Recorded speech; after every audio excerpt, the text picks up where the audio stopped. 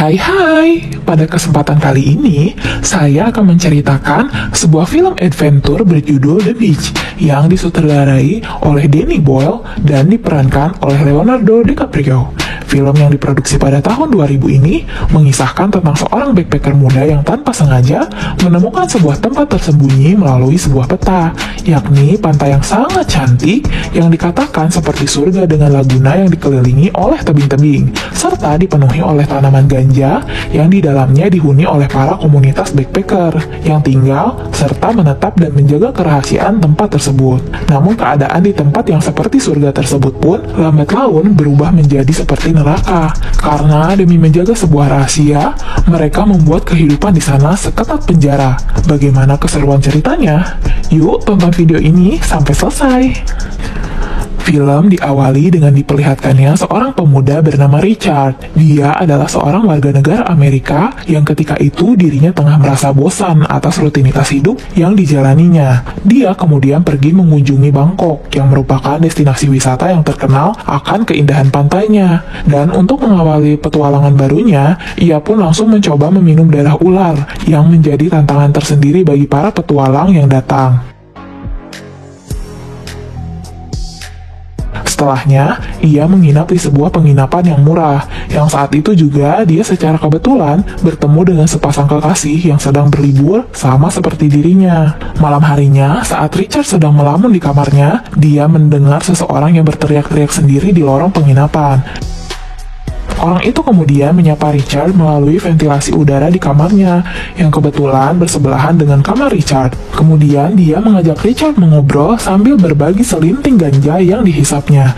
Dia lalu menceritakan tentang suatu pulau terlarang yang letaknya dirahasiakan. Namun pulau tersebut bukan bagian dari destinasi wisata para turis. Pulau itu menyimpan keindahan pantai yang luar biasa, serta laguna yang tertutup oleh tebing-tebing. Dia juga mengatakan bahwa hanya beberapa orang yang pernah pergi ke sana dan mereka tetap menjaga kerahasiaannya. Tetapi saat itu Richard menganggap bahwa cerita orang tersebut hanyalah bualan dan berpikir bahwa orang tersebut itu gila.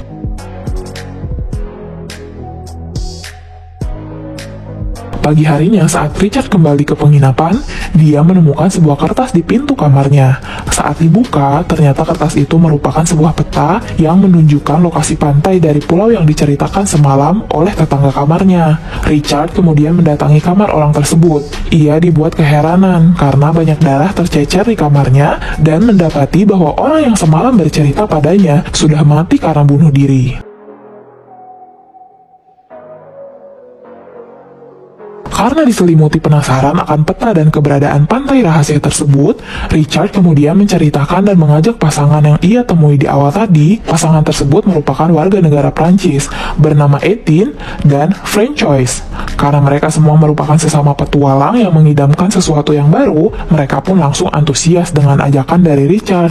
Mereka bertiga menyiapkan segala sesuatu yang diperlukan, mulai dari tiket, jadwal keberangkatan, dan segala keperluan perbekalan lainnya untuk menuju ke pantai yang ditunjukkan oleh peta tersebut. Perjalanan ditempuh cukup jauh, sehingga mereka harus berganti-ganti alat transportasi. Ketika mereka tiba di suatu tempat wisata para turis, Etienne mengabarkan bahwa tidak ada kapal yang mau mengantarkan mereka sampai pulau, karena pulau tersebut merupakan taman nasional dan dilarang untuk didatangi. Karena hal itu, mereka pun memutuskan untuk menginap semalam dan berenang pada pagi harinya untuk mencapai pulau tersebut. Saat Richard akan memasuki penginapan, dia dibuat kesal karena kehilangan kunci kamarnya. Namun, tetangga kamarnya mengajaknya mengobrol dan menawarinya bir, serta tentu saja dengan ditemani oleh lintingan ganja. Dua orang itu pun bercerita kepada Richard bahwa mereka pernah mendengar rumor yang mengatakan bahwa di kepulauan ini terdapat sebuah pantai impian yang tersembunyi dengan pantai berpasir putih dan air sebening kristal. Juga bagian terbaiknya, di sana terdapat banyak tanaman ganja yang bisa mereka hisap setiap harinya. Dan tidak lama kemudian, kunci kamar Richard pun ditemukan oleh pengelola penginapan. Keesokan harinya, Richard membuat salinan dari peta tersebut dan kemudian meletakkannya di bawah pintu kamar dua orang teman barunya itu. Perjalanan mereka pun kembali dilanjutkan sampai ke pulau yang bisa diantar oleh kapal.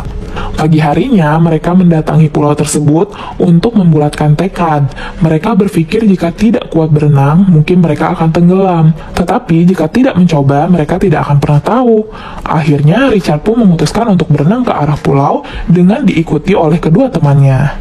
Mereka bertiga pun bersusah payah berenang untuk sampai ke pulau itu. Namun, di tengah perjalanan, Richard dan Ethan dibuat panik karena hilangnya Francois. Richard panik karena berpikir jika Francois diserang oleh ikan hiu. Namun di tengah kepanikan, Francois muncul dari bawah untuk mengagetkan Richard. Dan ternyata itu hanya sebuah candaan untuk menakuti Richard. Dan perjalanan pun kemudian dilanjutkan.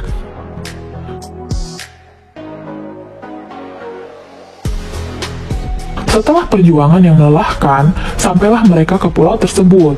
Namun, baru saja mereka memulai menyisir pulau, mereka langsung dikejutkan karena terdapat ladang ganja yang luas. Mereka bertiga seakan tidak percaya melihatnya, dan langsung tertawa bahagia. Ethan dan Francois terlihat bersenang-senang, dan saat Richard berjalan di pinggir ladang, dia menemukan petani ganja yang sedang tertidur. Richard menjadi takut karena petani itu mempunyai senjata. Untungnya, saat petani ganja itu bangun, Richard dan kedua temannya sempat bersembunyi di antara tanaman ganja yang lebat. Ternyata di ladang ganja itu terdapat beberapa petani yang berpatroli menggunakan senjata. Richard dan kedua temannya pun merangkak di antara tanaman ganja agar tidak terlihat oleh para petani dan akhirnya mereka berhasil kabur ke arah semak-semak menuju hutan. Setelah itu mereka menyusuri sungai untuk mencari keberadaan pantai tersebut. Namun langkah mereka terhenti oleh sebuah air terjun. Ethan dan Richard bertengkar karena mereka belum menemukan solusi. Lalu di tengah pertengkaran mereka, Francois tanpa basa-basi langsung melompat dari atas dan setelah melihatnya berhasil, Richard dan Ethan pun menjadi berani mengikutinya. Ekspresi kebahagiaan terlihat dari keberhasilan mereka. Namun di tengah kesenangan mereka karena berhasil melompat, rupanya di situ ada seorang pria berkulit hitam yang tiba-tiba mengapresiasi keberanian mereka untuk melompat. Kemudian pria tersebut mengajak Richard dan kedua temannya untuk mengikutinya. Di perjalanan mengikuti pria tersebut, Richard melihat sebuah pemukiman yang semuanya diisi oleh para petualang dari berbagai negara yang singgah dan memutuskan untuk menetap di sana. Mereka bertiga kemudian dikenalkan ke pemimpin pemukiman itu yang bernama Sal. Sal diperlihatkan peta kepunyaan Richard. Sal pun kemudian menjelaskan bahwa peta ini digambar oleh pria yang bernama Davy. Davy merupakan salah satu pendiri dari komunitas ini, namun entah mengapa dia kemudian menjadi tertekan dan stres. Kemudian Sal pun bertanya, apakah ada lagi yang mengetahui tentang peta ini selain mereka bertiga? Kemudian mereka bertiga mengatakan tidak, walaupun sesungguhnya Richard berbohong untuk melindungi dirinya. Dan akhirnya peta itu pun dibakar oleh Sal untuk menghapus bukti tentang keberadaan tempat ini. Setelah itu mereka bertiga diajak oleh semua orang ke suatu tempat, dan ternyata tempat itu adalah pantai yang dikatakan memiliki pemandangan yang sangat indah disertai kejernihan laut yang bagaikan kristal, juga laguna yang tertutup oleh tebing. Mereka bertiga memandangi tempat itu dengan perasaan takjub. Mereka semua tinggal di tempat itu bagai keluarga. Sal kemudian mengajak mereka berkeliling dan menjelaskan bahwa setelah menemukan tempat ini, mereka mendirikan komunitas dan membangun bersama-sama. Bertahun-tahun mereka merahasiakan tempat ini agar tetap terjaga keaslian dan sesekali pergi ke kota untuk menjual sedikit ganja. Kemudian uangnya dipergunakan untuk membeli perlengkapan hidup seperti beras dan pakaian. Sal pun menjelaskan kembali bahwa mereka menanam sendiri ganja dan tidak mencuri dari petani sebelah, karena mereka semua telah sepakat untuk tidak saling mengganggu wilayah dan tidak boleh menambah orang untuk tinggal di pemukiman ini. Hari demi hari mereka lewati di tempat itu. Mereka telah dianggap sebagai bagian dari komunitas mereka. Setiap saat mereka semua bersenang-senang, menangkap ikan untuk dimakan bersama-sama, melakukan aktivitas olahraga agar tidak merasa bosan, dan juga kesenangan lainnya. Kemudian Richard dan kedua temannya diberi tanda bahwa mereka diterima untuk menjadi bagian dari mereka dengan cara mentata lengan mereka serta menerbangkan lampion yang dituliskan nama mereka bertiga. Richard diam-diam selalu memperhatikan Francois. Richard sebetulnya menyimpan perasaan kepada Francois. Sejak awal dia melihatnya. Hari demi hari, perasaan itu membuat Richard tidak nyaman. Namun, pada suatu malam, saat dia sedang sendirian di pinggir pantai, Francois tiba-tiba mendatangi Richard dan mengajaknya untuk berjalan-jalan. Mereka berdua mengobrol sambil berjalan-jalan di pinggir pantai. Francois kemudian mengatakan kepada Richard bahwa dirinya mengetahui bahwa selama ini Richard selalu memperhatikannya. Francois jujur kepada Richard bahwa dirinya juga menyukai Richard walaupun kenyataannya sudah memilih pasangan yang tidak lain adalah Ethan. Namun hal ini adalah rahasia mereka berdua. Setelah pengakuan itu, mereka berdua kemudian bersenang-senang dengan berenang di pantai yang dipenuhi oleh udang kecil serta kumpulan plankton yang bersinar. Tentu saja setelah itu mereka melakukan sesuatu yang tidak pantas untuk diceritakan. Beberapa hari kemudian, Ethan marah kepada Richard karena dia mengetahui soal hubungannya dengan Francois. Namun, karena kebesaran hatinya, Ethan pun memutuskan untuk merelakan hubungan mereka asalkan bisa membuat Francois bahagia. Singkat cerita, mereka semua berkumpul menunggu hujan reda untuk mencari ikan. Namun, Richard tidak sabar dan langsung menuju laut untuk mencari ikan. Ketika itu, semua orang berteriak kepada Richard untuk memberitahukan keberadaan seekor ikan hiu yang berenang mendekati Richard.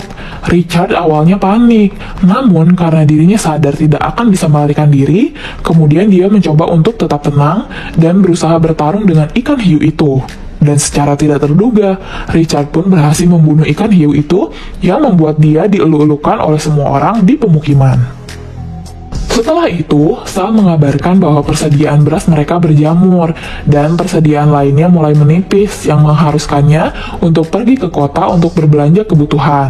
Karena saat itu tidak ada satupun relawan yang mau pergi meninggalkan pulau, kemudian dipilihlah Richard untuk menemani Sal berbelanja kebutuhan ke kota. Namun tentu saja, Richard berkewajiban untuk membelikan titipan kebutuhan semua orang yang ada di pemukiman. Singkat cerita, sampailah mereka di kota. Richard yang sudah lama tidak berhubungan dengan keramaian, akhirnya mengerti mengapa pulau itu layak dirahasiakan. Karena jika informasi itu bocor, pulau itu akan rusak oleh kehadiran orang-orang yang tidak bertanggung jawab. Saat Richard dan Sal sedang minum di sebuah bar, Richard terkejut oleh kehadiran kedua temannya yang waktu itu diberi sebuah salinan peta oleh Richard. Mereka juga mengatakan bahwa mereka akan mencoba mendatangi pulau yang Richard katakan. Sal yang mendengar kemudian menginterogasi Richard perihal peta yang dia berikan kepada temannya itu. Namun saat itu, Sal masih memaafkan Richard karena dia masih ragu jika temannya itu akan benar-benar mencoba mendatangi pulau. Setelah semua kebutuhan sudah diperoleh, Richard dan juga Sal bergegas untuk kembali ke pulau. Richard pun kemudian langsung membagikan titipan teman-temannya.